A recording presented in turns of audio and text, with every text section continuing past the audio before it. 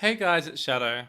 This is episode 7 of my 1k to 1k4 series, and this time we'll be focusing on raiding.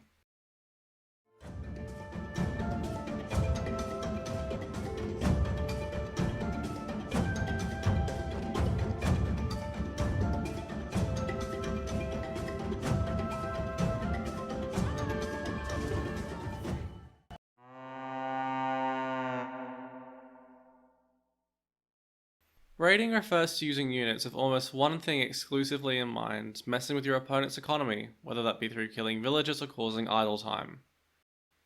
It's a lot harder to work out how much damage you're doing in regards to idle time, but do not underestimate how much damage you could be doing with idle time alone, let alone getting villager kills.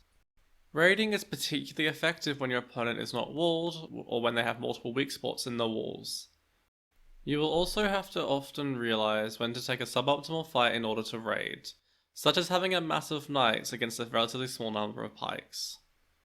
Whilst raiding, you may notice you'll be able to do a lot more damage to your opponent by splitting your numbers.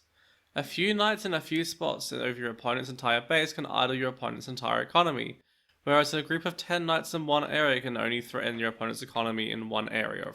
But be careful not to split your army too small. This is especially risky with crossbows, as small numbers of crossbow can easily be picked off by relatively small groups of light cavalry, knights, and skirmishers. If you are diving through your opponent's TCs with cavalry units, double check their ranged upgrades. Town centers with bodkin arrow make it so a prolonged fight or a raid near a town center will often result in you taking a lot of HP loss on the cavalry, and the cost benefit of raiding will be even more determined by the amount of exposed economy. Too much damage on your cavalry without enough reward can end up putting you in a bad position. Ensure you are constantly scouting whilst raiding. You will often find more exposed economy this way, or villagers sneaking away. You can split off a couple of units whilst keeping your main armies active, and thus maximizing the amount of damage you're able to do to your opponent. When gold is getting tight, it is ideal not to be using gold units to raid and instead relying on trash units.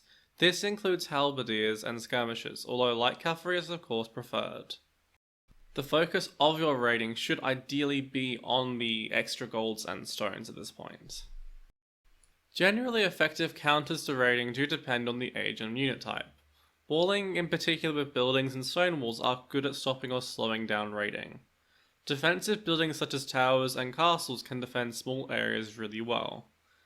Pikes are a good defensive option versus cavalry, and against knights, monks can be an even better option when the knights are spread out a bit too thin. Defensive siege and skirmishers are good options against ranged units.